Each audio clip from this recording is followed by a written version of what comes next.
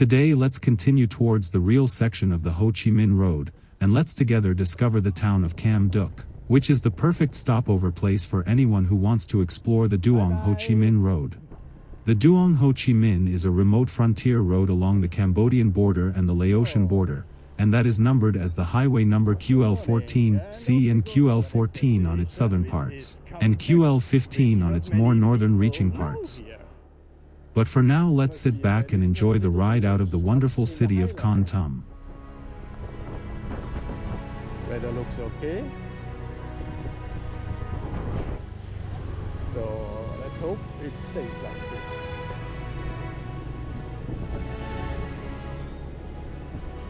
Okay, let's talk to you later.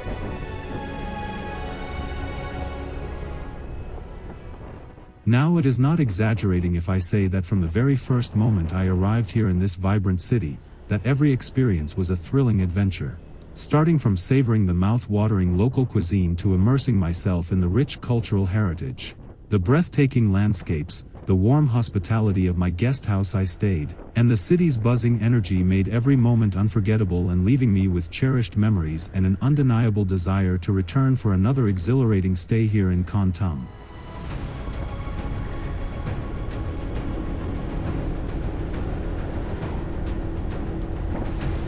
We're officially exiting Kon Tum.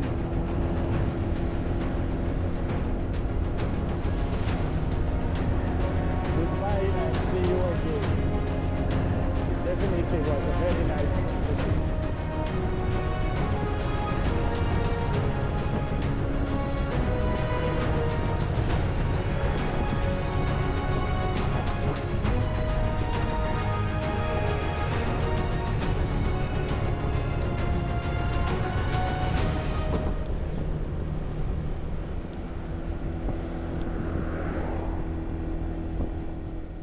And as we are now driving along the QL14, I learned that somewhere around here is a shrine which is showing Chinese characters of the ancient name for Vietnam and remembering the over 700 North Vietnamese soldiers, as well as an untold number of South Vietnamese soldiers who were also killed during the end of the Vietnam War, here on a faint hill that is called the Skull Hill. It features a spiritual touchstone where people who pass by are still laying incense and cigarettes as an offering and to appease the ghosts that are still roaming this neighborhoods.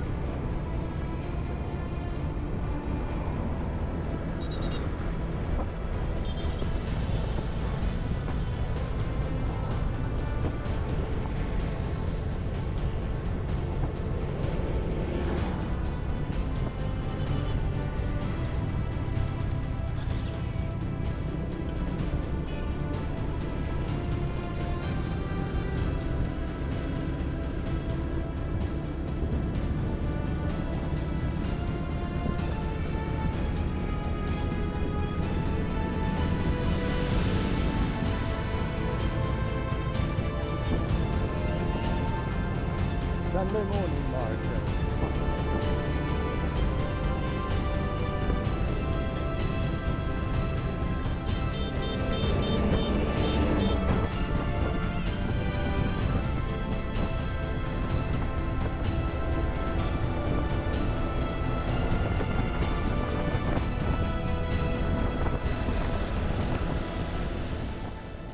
Looking at my right and looking at my left, isn't it beautiful riding through this green expanse with the rolling hills that stretches endlessly before me?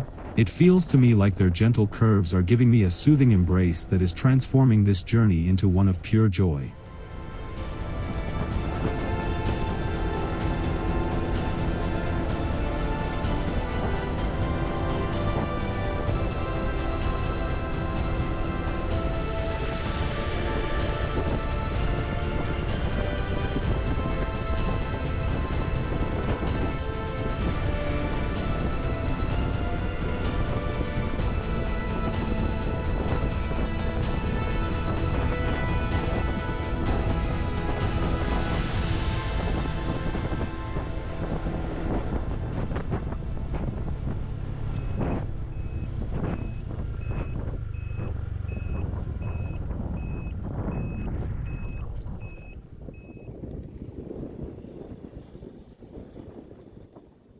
And here we are, at one of the far northeastern beginning of the Plei Krông Dam, and look how beautiful the lake's brilliant blue water shimmers under the sunlight, and how it is creating a mesmerizing contrast against the lush green hills that surround it.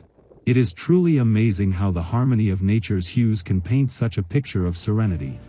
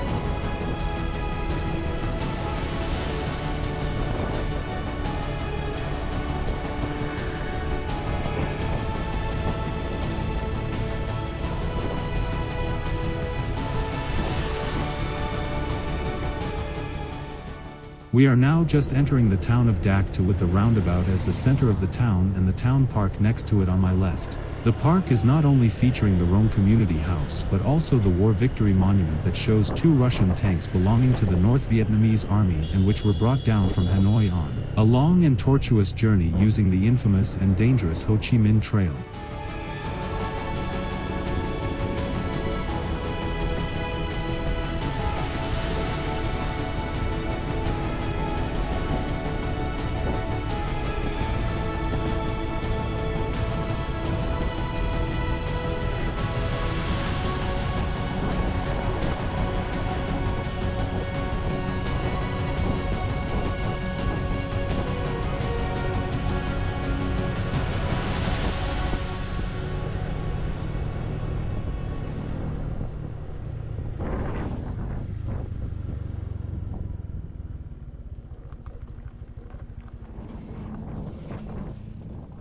And here we now arriving at the Phoenix Airport, that was also known as the Kon Tum Airfield, and which as of today is still a very significant reminder from the time of the Vietnam War era. It was a major tactical airlift hub used from 1965 to 1972 here in the Central Highlands, helping extensively in the buildup of the U.S. forces here in this area during the Vietnam War. The airfield was also the scene of heavy fighting during the April to May Battle of Kon Tum in the year of 1972.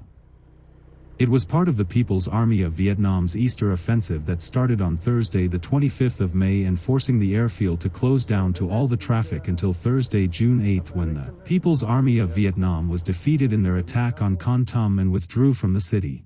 By the way, this was also the very day on which the South Vietnamese planes dropped the napalm bombs on Trang Bang, an area which had been attacked and occupied by North Vietnamese forces, and which led to the iconic photo of the young girl named Phan Thi Kim Phuc, that was seen running naked down the road after being burned by the napalm bomb attack.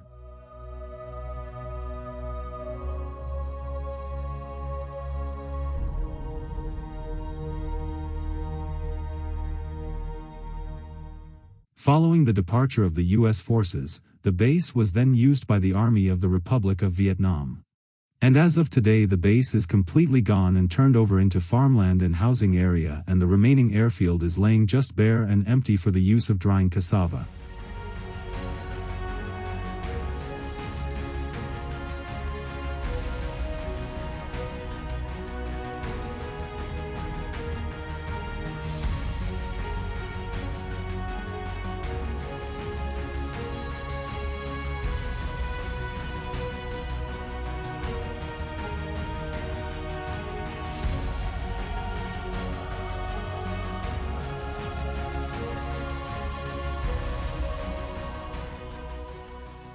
And in the distance we can see the mountain ridge of Charlie Hill, and we can notice that ever since it was defoliated by Agent Orange, more than 5 decades ago, the entire mountain range still remains barren without any trees, even until today.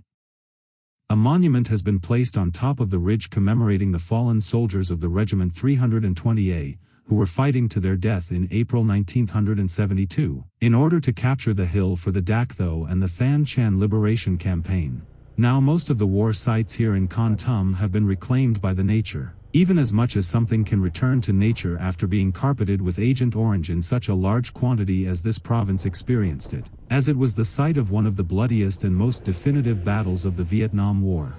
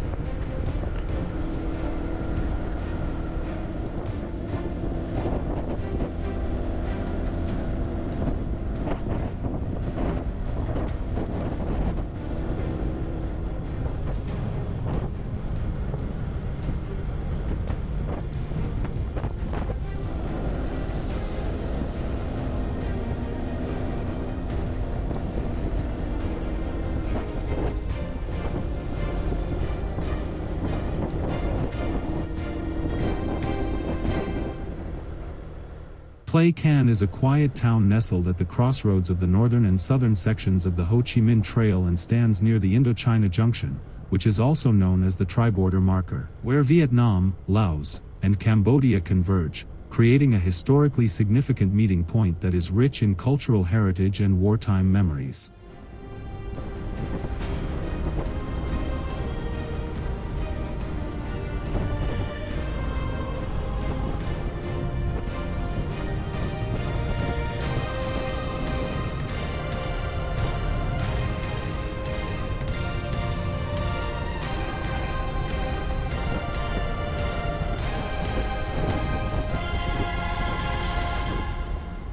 And as we now reach the town of Plei Can, here in the Ngoc Hoi district of the Kon Tum province, we can see on my left-hand side the start of the southern path of the Duong Ho Chi Minh Road, which carries the number QL14C. And this part of the road is stretching for over 400 kilometers to somewhere near to the Bujia Map National Park, which is located in the southwest of the country near to the Cambodian border, and the border gate custom branch of Buprang. We, on the other side, have now turned right and continue on the QL14 northbound and towards the Lo Su Pass. The Duong Ho Chi Minh will run under the number of QL14, all the way to the Da Krong Bridge in the Da Krong district of the Quang Tri province. And once crossing the Da Krong Bridge it will then briefly merge into the AH-16 before separating again in the town of Ki San and continue once more as the QL14, but now under the new name of Duong Ho Chi Minh Tay. And from the town of Ki San, the QL14 will continue northbound until the Kilometer Zero monument, which is known as the Duong Ho Chi Minh Ki Gat, situated near to the town of Vinh Son, which is also called the Village Number 5, and located in the Xuan Trach commune of the Bo Trach district in the province of Quang Ben. From there it will turn into the QL15 and continue parallel on the Truong Sun mountain range to the far north and near to the city of Hanoi. So to simplify it, the Ho Chi Minh Road of today runs through Vietnam's western Truong Sun Mountains, linking Saigon in the south with Hanoi in the north, unlike the original Ho Chi Minh Trail, that was located in the dense forested jungle area mostly across the borders in Cambodia and in Laos. Today's Ho Chi Minh Road officially runs from Hoa Lac in Hanoi southbound to Ngoc Hoi in the Kon Tum province, which is around 1,234 kilometers in length. The route very roughly coincides with the Ho Chi Minh Trail that existed during the Vietnam War. The modern Ho Chi Minh Road is nothing in compare to the trail, and as of today is a mostly well-paved two-lane highway. However, I learned, and so God forbid, that there are plans to enlarge it to an 8-lane superhighway that will connect the Cao Bang province at the Sino-Vietnamese border with the Cà Mau province in the far south and extending it to a total length of 2,436 plus kilometers.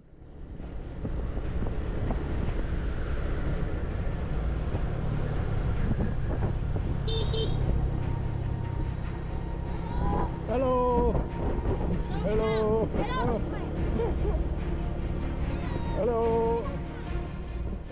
As for now, for most of us bike travel adventurer, we mostly utilize the 1,880 kilometers fully paved thoroughfare, which is providing an almost seamless and uninterrupted route through the most stunning areas that blends flawlessly into the natural landscape, and highlighting the beauty of the surrounding jungles, rivers, limestone formations, and mountains along the Cambodia and Laos borders.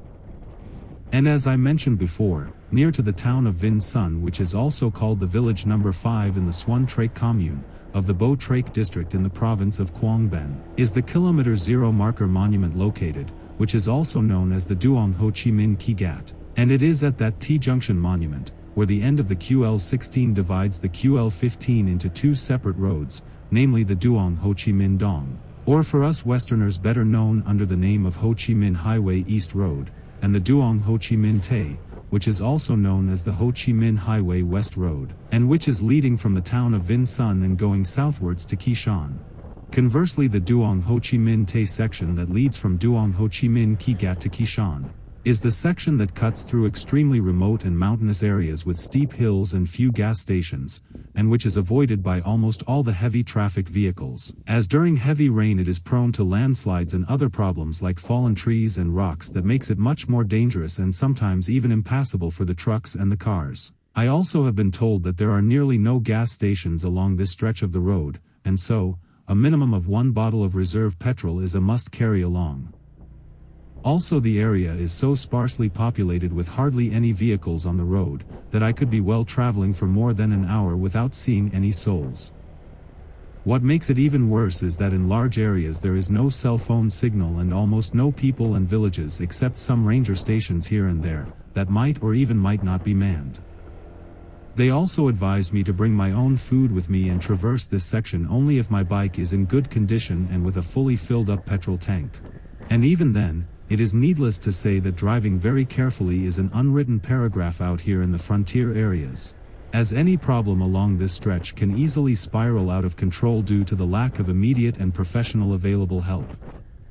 In addition, driving on this stretch of the Duong Ho Chi Minh Road in the darkness of the night is a complete no-go. First of all, there is no street lightings at all, and secondly, sudden dense fog clouds can appear out of nowhere and within seconds, and creating a situation that makes it almost impossible to see anything ahead. They also said that another problem that I could encounter are wild dogs and other unfriendly animals, like the Siola, wild roaming cattle, as well as sunbathing snakes on the road. They also advised me not to make too long stops when being in the wilderness, because if something chases me it could be difficult to have a timely safe escape. I was also advised to avoid the road completely during the rainy season, because of the frequent landslides and overflowing rivers, the recurring road collapses and falling trees that is endangering our lives and even forcing us to turn back to the next road junction, and that could easily be hours away. Not only wasting our time but also running into the possibility of running out of gas or getting completely stuck in this beautiful but inhospitable area, and that is the least we want to encounter during our amazing Vietnam adventure. So it is always to remember that the force of nature out here is superior to our own strength. And therefore it is certainly in our best interest to try to avoid any possible accident that is caused by overestimating our own limits. Just remember that it is highly unlikely any travel insurance will cover this highly dangerous adventure out here in the mountains of Vietnam. Moreover, getting into trouble with the police out here leaves you almost without any legal basis on which to negotiate. And always keep in mind that this area here is no children's playground, and also nothing for beginners or even lightly advanced riders, as even a minor collision can have a major impact out here in the wild, and so it is better we stay safe than sorry.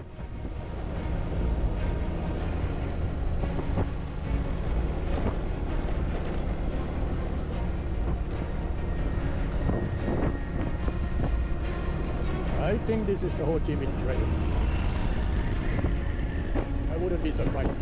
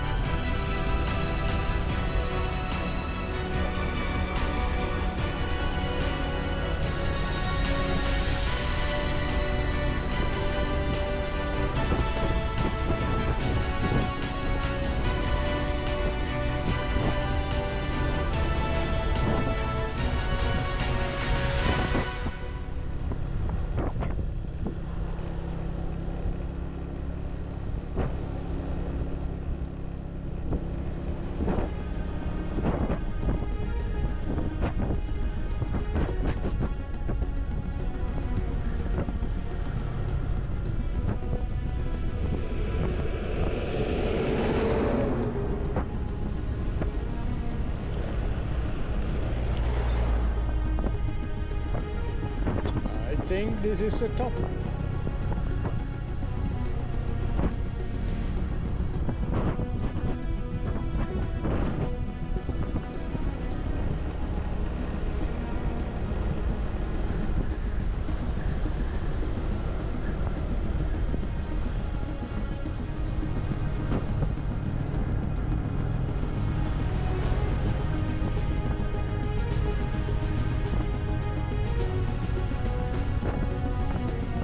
Look at that bird. Oh my god.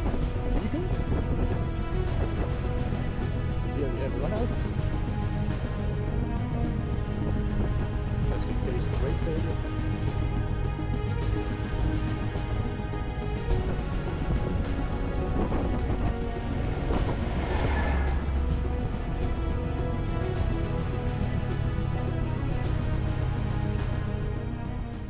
And as I am now venturing deeper and deeper into the mountainous region, the rugged and elevated terrain is becoming increasingly prominent, with each peak towering higher and steeper than the last one.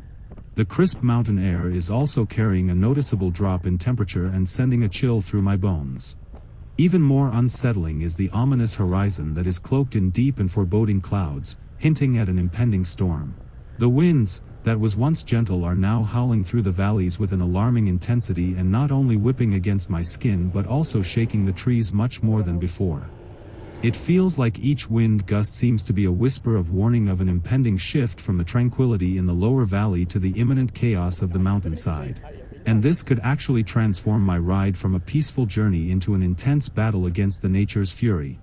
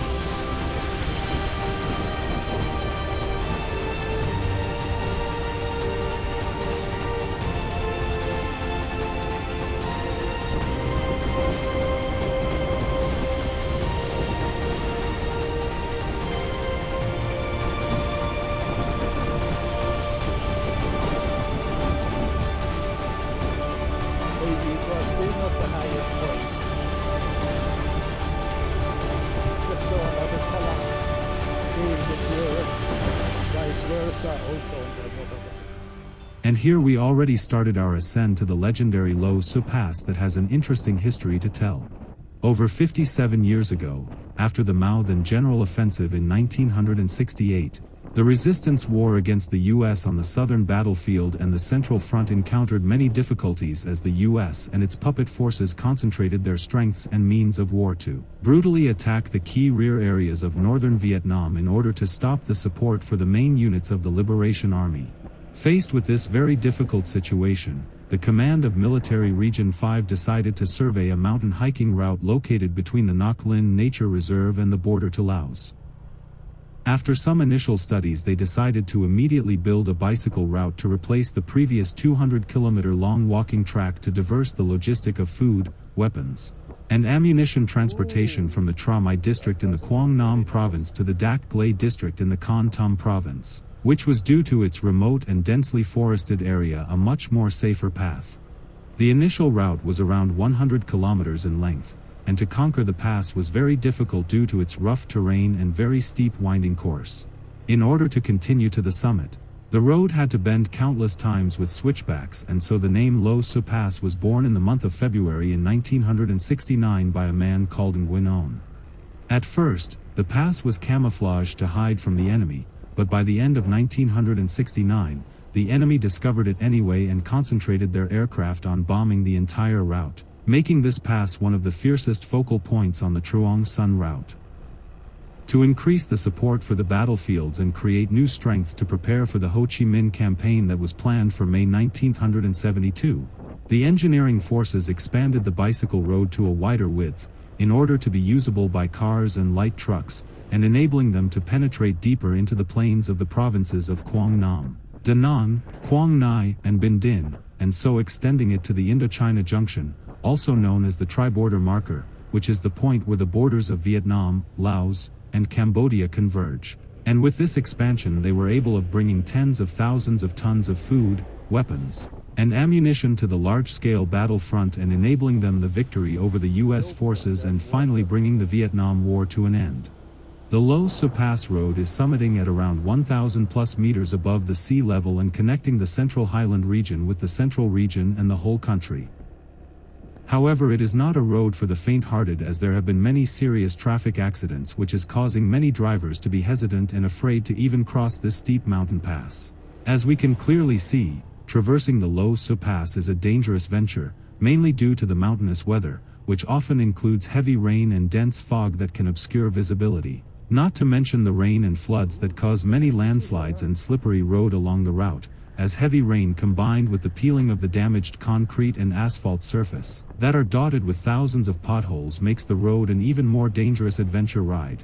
And when you combine it with the steep slope you need to climb and descend, it can easily cause any drivers to lose their brakes and drive into the wrong lane and crash into oncoming vehicles, or even driving completely off the cliff and into their demise. Moreover, the Lo Su Pass was also once well known for having herds of wild elephants and roaming tigers that have been running rampant during day and the night time. Fortunately, that is not anymore the case.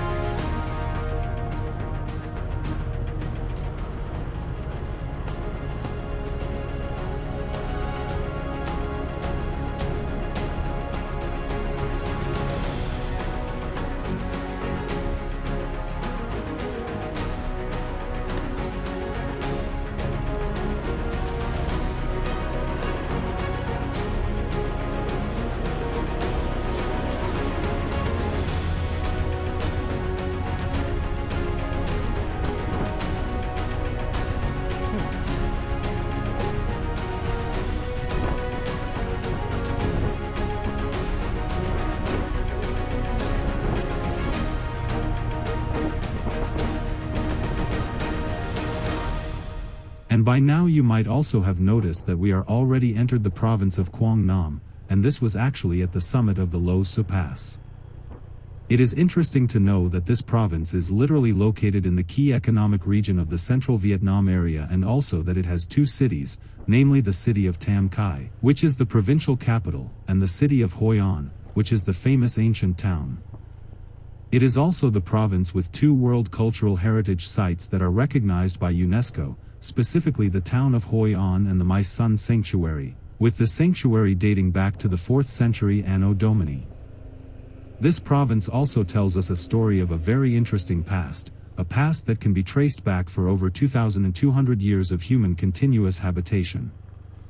I learned that it all started with the Sa-Huyn culture, who showed evidence of an extensive trade network, a network that is today known as the Sa-Huyn and the Kalanai interaction sphere, which was mainly between the Sa-Huyn people and the Filipino people, but also extended into Taiwan, southern Thailand, and the northeastern parts of Borneo, and existed between the year of 500 before Christ, and lasted until to the year of 1500 Anno Domini.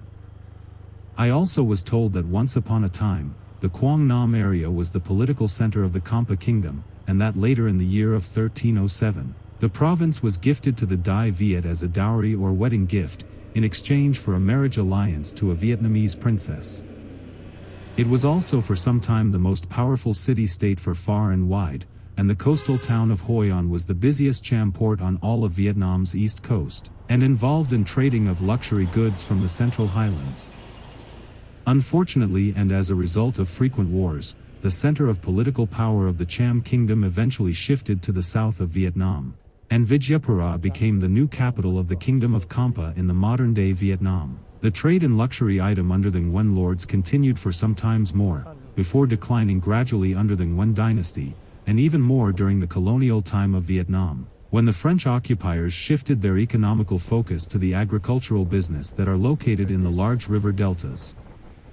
And as we already experienced it, the Quang Nam province is also a region that is gifted with a large mountain area and several mountain passes, and therefore it has been historically always at a center of many conflicts between the ruling powers and dynastic struggles, such as the heavy interdynastic fighting between the Trinh dynasty and the Nguyen dynasty that ended in the destruction of Hoi An.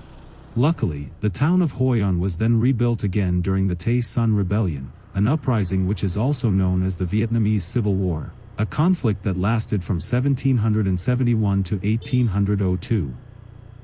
So, don't you also agree with me, that we definitely entered another very interesting and untamed beautiful province here in the highlands of Vietnam? And I can promise you that the more we pierce forward into the frontier area of the Ho Chi Minh Trail, the better it will get.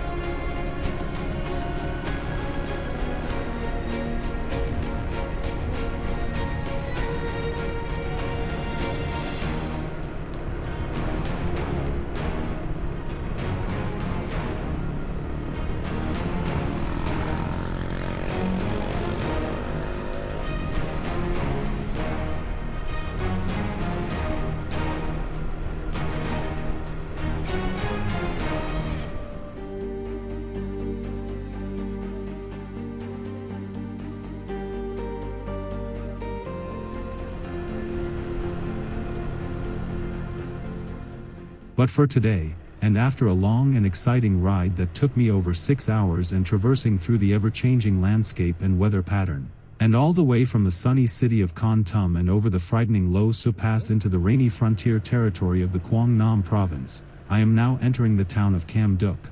And this is the place where I booked my guest house for the next 2 days. Thanks a lot for watching, and I am looking forward to see you back in my next part, when I will explore the interesting town of Cam Duc, which was a major battleground during the Vietnam War. And if you are also interested to continually seeing my Vietnam adventure here without any interruptions, please hit the like button and don't forget to subscribe so you won't miss my next episode of discovering the fascinating and sometimes dark and hidden side of Vietnam's last frontiers.